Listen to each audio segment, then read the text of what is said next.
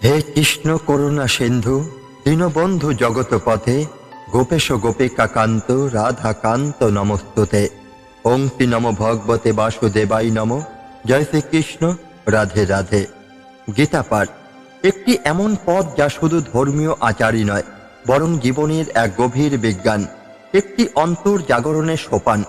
আমরা প্রায় জীবনে দৌড়ঝাঁপে প্রতিদিনের অস্থিরতায় আমাদের মূল স্রোত থেকে, প্রকৃত লক্ষ্য থেকে সরে যাই। গীতা সেই পথেই আমাদের ফিরিয়ে নিয়ে আসে, যেখানে আছে শান্তি, জ্ঞান, আত্মদর্শন এবং ঈশ্বর চেতনার উজ্জ্বল আলো। শ্রীকৃষ্ণ ও অর্জুনের কুরুক্ষেত্রের সংলাপ শুধু যুদ্ধক্ষেত্রেরই কথা নয়, এটি প্রতিটি মানুষের অন্তরের যুদ্ধের গল্প।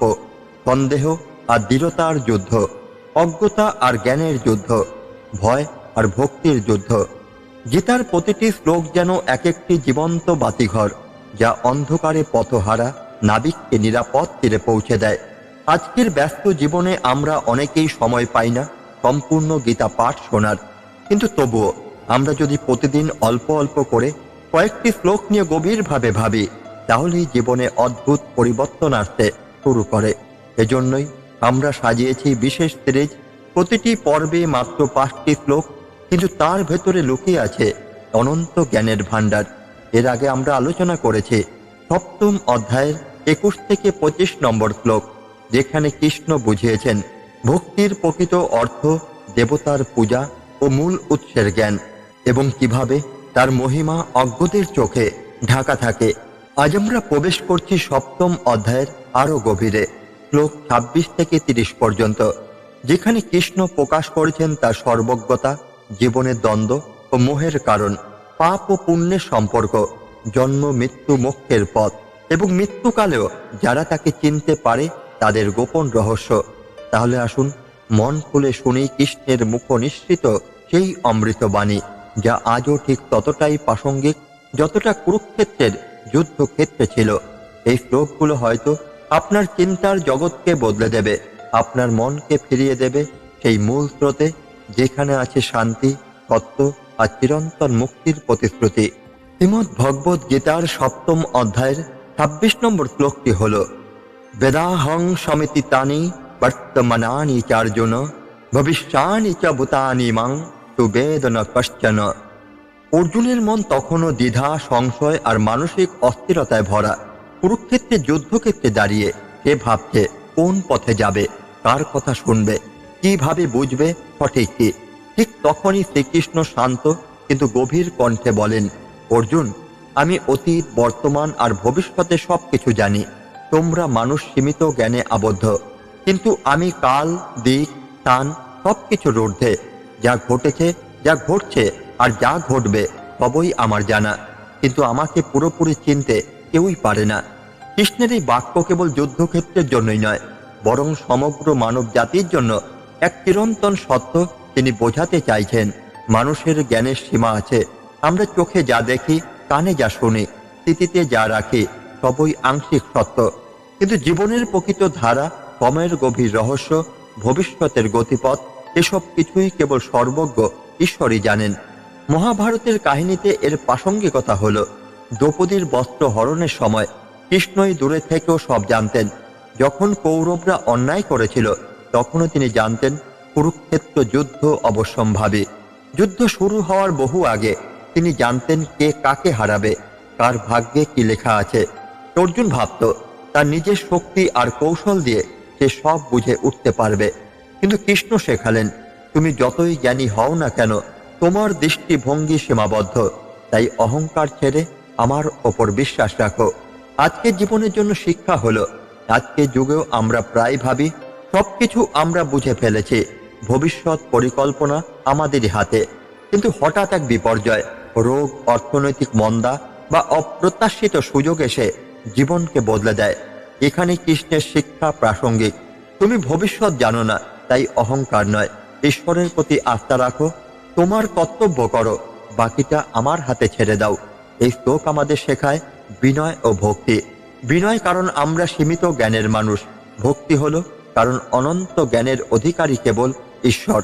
কৃষ্ণ অর্জুনকে বোঝাচ্ছেন মানুষের জীবনে পরিকল্পনা দরকার, কিন্তু সর্বোচ্চ পরিকল্পনাকারী সেই যিনি সময়, স্থান, অতীত, ভবিষ্যতের ঊর্ধ্বে। তার জ্ঞান অসীম, তার দৃষ্টি সর্বব্যাপী। তাই অহংকার নয়, আস্থা ও ভক্তি জীবনের সঠিক দিশা। ইচ্ছাদেশ সমুত্থেন দ্বন্দ্ব মোহেন ভারত, সর্বভূতানি সমহং স্বর্গে ইয়ান্তি পরন্তপ। কুরুক্ষেত্রে যুদ্ধক্ষেত্রে অর্জুনের মনে তখনও অনেক দ্বিধা, বিভ্রান্তি। সে যুদ্ধ করতে চাইছে না, আত্মীয় স্বজনদের রক্তে হাত রাঙাতে তার মন চাচ্ছে না। ঠিক তখনই শ্রীকৃষ্ণ তাকে গভীর সত্য প্রকাশ করলেন। অর্জুন, জন্মের শুরু থেকে সব জীব ইচ্ছা আর দেশের দ্বারা পরিচালিত হয়। এই দুইয়ের সংঘর্ষ থেকে এক ধরনের মোহ জন্মায়। এই মোহে পড়ে তারা সত্যকে দেখতে পায় না এবং বিভ্রান্ত অবস্থায় জীবনের চক্রে প্রবেশ করে। দ্রৌপদীর বস্ত্রহরণের সময় দুঃশাসনের লালসা ও দুঃশীলতা ছিল ইচ্ছার এক চরম রূপ। আর ভীষ্ম পিতামহ, দ্রোণাচার্যদের নীরবতা ছিল দেশ ও মোহ থেকে জন্ম নেওয়া এক নিষ্ক্রিয়তা। তারা জানতো অন্যায় হচ্ছে, কিন্তু পারিবারিক পক্ষপাত, দ্বন্দ্ব এবং স্বার্থের মোহ তাদের সত্যের পক্ষে দাঁড়াতেই দিল না। এইভাবে ইচ্ছা ও দেশ মানুষের বিবেককে আচ্ছন্ন করে দেয়। যেমন কুরুক্ষেত্র যুদ্ধের পূর্বে কৌরবদের মন ছিল প্রতিশোধ ও লোভে ভরা। শ্রীকৃষ্ণ অর্জুনকে বললেন, তুমি যদি এই ইচ্ছা ও দেশের ফাঁদে পড়ো তাহলে সঠিক সিদ্ধান্ত নিতে পারবে না। যোদ্ধা হিসাবে তোমার কর্তব্য অন্যায়কে প্রতিহত করা। তোমাকে ব্যক্তিগত আবেগের ঊর্ধ্বে উঠে সত্যের জন্য লড়তে হবে। আজকের যুগে এর প্রাসঙ্গিকতা হলো, আজও আমরা ইচ্ছা ও দেশের খেলায় বন্দী। পদোন্নতির জন্য সহকর্মীদের সাফল্যে ঈর্ষা জন্মায়, লোভে পড়ে অন্যের অধিকার হরণ করি, ব্যক্তিগত প্রতিহিংসায় ন্যায় ভুলে যাই। ফলে আমরা সত্য ও মিথ্যার ফারাক বুঝতে পারি না। আমাদের চোখে কুয়াশা জমে যায়, মন বিভ্রান্ত হয় আর জীবন ভুল পথে চলে যায়। কৃষ্ণের এই বাণী আজও প্রাসঙ্গিক। যে মুহূর্তে তুমি ইচ্ছা ও দেশের ঊর্ধ্বে উঠবে, সেদিনই সত্যকে স্পষ্টভাবে দেখতে পাবে। মনের উপর নিয়ন্ত্রণ, ইচ্ছা ও ঘৃণা দুটোই নিয়ন্ত্রণে না রাখলে আমরা সঠিক সিদ্ধান্ত নিতে পারবো না। বিনয় ও আত্মজ্ঞান, নিজের আবেগ চিনে নেওয়া, ভুলে না যাওয়া যে আমরা সীমাবদ্ধ মানুষ। ন্যায়ের পথে স্থিরতা, যত চাপ বা প্রলোভনই আসুক সত্যকে আঁকড়ে ধরা। য়েশাং তত্ত্বগতং পাপং জাননাং পুণ্য কর্ম নাম, তে দ্বন্দ্ব মোহর নিমুক্তা ভজন্তে মাং দৃঢ়ব্রতা। কুরুক্ষেত্রে যুদ্ধক্ষেত্রে অর্জুন তখনও ভাবনায় মগ্ন। তার চোখের সামনে ভাই, গুরু, বন্ধু সবাই শত্রু পক্ষে সারিতে দাঁড়িয়ে। অর্জুন ভাবছে, যুদ্ধ করলে সে শুধু প্রাণহানি ঘটাবে, পাপের ভাগী হবে। ঠিক তখনই শ্রীকৃষ্ণ মৃদু হাসি দিয়ে বললেন, অর্জুন, যাদের জীবনে পাপ ক্ষয় হয়েছে, যারা ধার্মিক ও সৎকর্মের দ্বারা নিজেদের আত্মাকে পবিত্র করেছে, তারা ইচ্ছা, দেশে দ্বন্দ্ব থেকে মুক্ত হয়। এমন মানুষ দৃঢ় সংকল্পে আমারই শরণ নেয়, আমাকে ভালোবাসে আর আমার সেবা করে। অর্জুনের উদাহরণ দিয়ে শ্রীকৃষ্ণ বোঝালেন, পাণ্ডবদের জীবন সহজ ছিল না। অসংখ্য কষ্ট, অবিচার, অপমান তারা সয়েছে। দ্রৌপদীর বস্ত্র হরণের পরেও তারা প্রতিশোধের আগুনে পুরো অন্ধ হননি, বরং তারা তাদের কর্তব্যে অবিচল থেকেছেন। তাদের মন প্রতিশোধের চেয়ে ন্যায় প্রতিষ্ঠায় দৃঢ় ছিল। এই দৃঢ় সংকল্প আর সৎকর্মই তাদের মনকে পবিত্র রেখেছিল। ফলে তারা সহজেই সত্য ও অসত্যের পার্থক্য বুঝতে পেরেছিল। কৌরবরা বিপরীতে লোভ, অহংকার, প্রতিহিংসা ও প্রতারণা ডুবে গিয়েছিল। তাদের মন দ্বন্দ্ব ও মোহের ঘোরে ছিল। ফলে সত্য তাদের চোখে ধরা দেয়নি। তারা কখনো কৃষ্ণকে প্রভু বা সত্য স্বরূপ হিসাবে গ্রহণ করতে পারেনি। আজকের যুগে এর প্রাসঙ্গিকতা হলো, আজও আমরা একই অবস্থায় দাঁড়িয়ে আছি। যতক্ষণ না আমরা খারাপ কাজের বোঝা ঝেড়ে ফেলতে পারছি, ততক্ষণ মন পরিষ্কার হবে না। যে মন লোভ, ঘৃণা, হিংসা, প্রতারণায় ভরা, সে মন কখনো সত্যের আলো দেখতেই পায় না। কৃষ্ণের শিক্ষা বলছে, প্রথমে পাপক্ষয়, নিজেকে সৎ ও ন্যায়নিষ্ঠ কাজে নিয়োজিত করা, মনকে পবিত্র রাখা, দ্বন্দ্ব ও মোহ থেকে মুক্ত হতে ধৈর্য, ক্ষমা ও বিনয় চর্চা করা, দৃঢ় সংকল্পে ভক্তি। যখন মন পবিত্র হবে, তখন ঈশ্বরের প্রতি প্রেম ও ভক্তি অটল থাকবে। অর্জুনকে কৃষ্ণ বোঝালেন, তুমি যদি এখন তোমার কর্তব্য পালন করো, ন্যায়ের জন্য যুদ্ধ করো, অন্যায়কে প্রতিহত করো, তাহলেই তুমি দ্বন্দ্ব ও মোহ থেকে মুক্ত হবে। তখন তুমি আমার পথে, সত্যের পথে অটল থাকতে পারবে।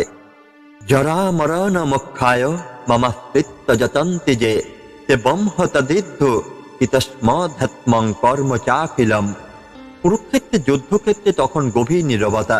অর্জুনের মুখে সংশয়, কৃষ্ণ, আমরা যুদ্ধ জিতল, শেষ পর্যন্ত মৃত্যু আসবেই, তাহলে এই সংগ্রামের অর্থ কি?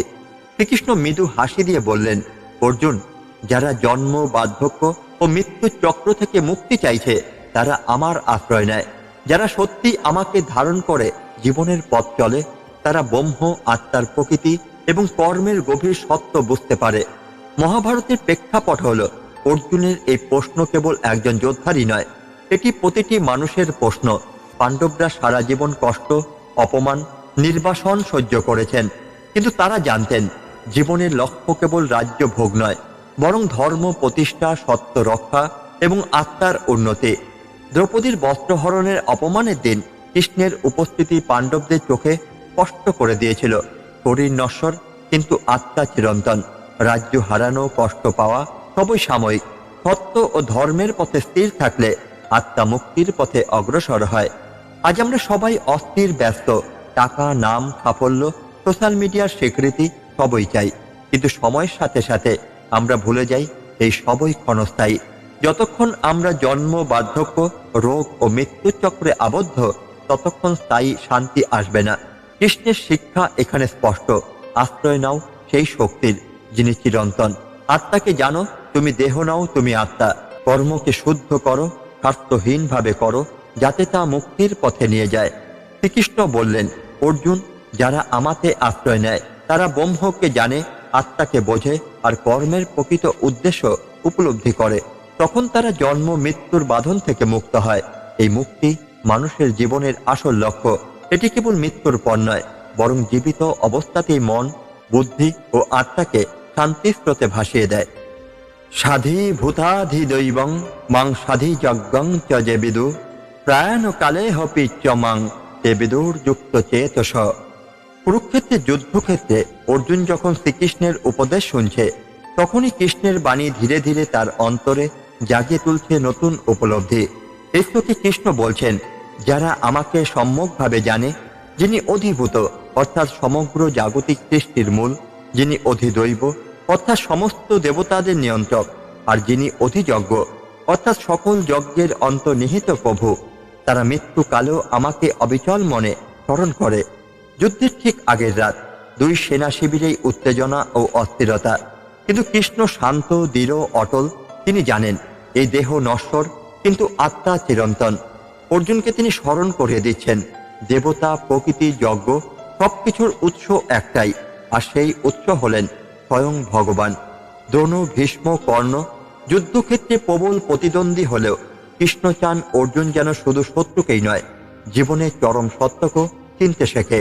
মৃত্যুর মুহূর্তে যে চেতনা মানুষের মনে থাকে তাই তার পরবর্তী যাত্রার পথ নির্ধারণ করে। তাই কৃষ্ণ বললেন, অর্জুন, জীবনে এমনভাবে চলো যেন শেষ মুহূর্তেও আমার চিন্তা তোমার অন্তরেই থাকে।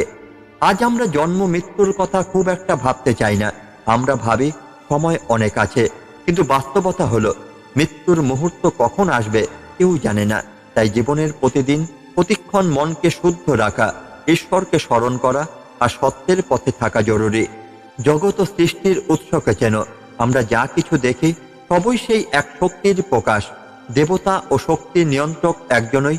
তাই বিভ্রান্ত না হয়ে মূল উৎসে ভক্তি স্থাপন করো। যজ্ঞের আসল উদ্দেশ্য শুধু আচারই নয়, বরং স্বার্থহীন সেবা ও উৎসর্গ। মৃত্যুর সময় ঈশ্বর চেতনা জীবনযাত্রাকে এমনভাবে সাজাও যাতে শেষ মুহূর্তেও মন তা স্মরণেই থাকে। শ্রীকৃষ্ণের এই শিক্ষা শুধুমাত্র ধর্মীয় আচারই নয়, এটি এক ধরনের জীবনের বিজ্ঞান। যদি আমরা প্রতিদিনের জীবনকে ঈশ্বরমুখী করে তুলি, তাহলে মৃত্যুকালেও ভয় নয়, শান্তি অনুভব করব। কারণ তখন আমরা জানব আমরা দেহ নই, আমরা আত্মা, যার গন্তব্য চিরন্তন মুক্তি। আজকের পাঠে আমরা গীতার 7ম অধ্যায়ের 26 থেকে 30 নম্বর শ্লোকের গভীর শিক্ষা শুনলাম। শ্রীকৃষ্ণ অর্জুনকে বোঝালেন, তিনি অতীত, বর্তমান ও ভবিষ্যতে সবকিছু জানেন, কিন্তু মায়ার আবরণে আবদ্ধ মানুষ তার প্রকৃত সত্তাকে চিনতেই পারে না। ইচ্ছা ও দেশ থেকে জন্ম নেওয়া দ্বন্দ্ব আমাদের জীবনকে অস্থির করে তোলে, আমাদের মনে শান্তি কেড়ে নেয়, সত্যের আলো থেকে দূরে সরিয়ে দেয়। তিনি বললেন, যারা পাপ থেকে মুক্ত, যারা পুণ্য কর্মে নিয়োজিত, যারা দ্বন্দ্ব ও মোহ ছেড়ে দৃঢ় সংকল্পে ভক্তি করে, তারাই প্রকৃত অর্থে তাকে উপলব্ধি করতে পারে। যারা জন্ম মৃত্যুর বন্ধন ছিন্ন করতে চান, তারা ব্রহ্ম, আত্মা এবং কর্মের গভীর সত্যকে জেনে তার আশ্রয়ে এসে চূড়ান্ত মুক্তি লাভ করে। এমনকি মৃত্যুকালেও যাদের চেতনা তার সাথে যুক্ত থাকে, তারা চিরকাল তার সান্নিধ্যে থাকে। বন্ধুরা, গীতার এই শিক্ষা আজও আমাদের জন্য ততটাই প্রাসঙ্গিক যতটা কুরুক্ষেত্রে ছিল। আজকের ব্যস্ত জীবনে আমরা হয়তো প্রতিদিন অগণিত তথ্য পাই, কিন্তু সত্যিকারের জ্ঞান, শান্তি আর দিক নির্দেশনা পাই না। কৃষ্ণের এই বাণী আমাদের মনে করিয়ে দেয়, আমাদের জীবনের প্রকৃত লক্ষ্য শুধু ভোগ নয়, বরং আত্মার উন্নতি, ঈশ্বর চেতনা আর মুক্তির পথে এগিয়ে যাওয়া। তাই আজকের পাঠ এখানে শেষ করছে, এই প্রার্থনা নিয়ে আমাদের মন যেন সর্বদা সত্যের পথে স্থির থাকে। আমরা যেন দ্বন্দ্ব, মোহ আর ভয়ের বাঁধন ছেড়ে কৃষ্ণের আশ্রয়ে জীবনের প্রতিটি মুহূর্ত কাটাতে পারি। কারণ গীতার প্রতিটি শ্লোকই হলো মুক্তির চাবিকাঠি, যা আমাদের অন্ধকার থেকে আলোয় নিয়ে যায়, অজ্ঞতা থেকে জ্ঞানের পথে, ভয় থেকে মুক্তির পথে। আজকের মতো গীতা পাঠ এই পর্যন্তই। পরবর্তী পর্বে আবার দেখা হবে গীতার আরো গভীর ও জীবন বদলানো শিক্ষার সাথে। ধন্যবাদ। জয় শ্রীকৃষ্ণ। রাধে রাধে।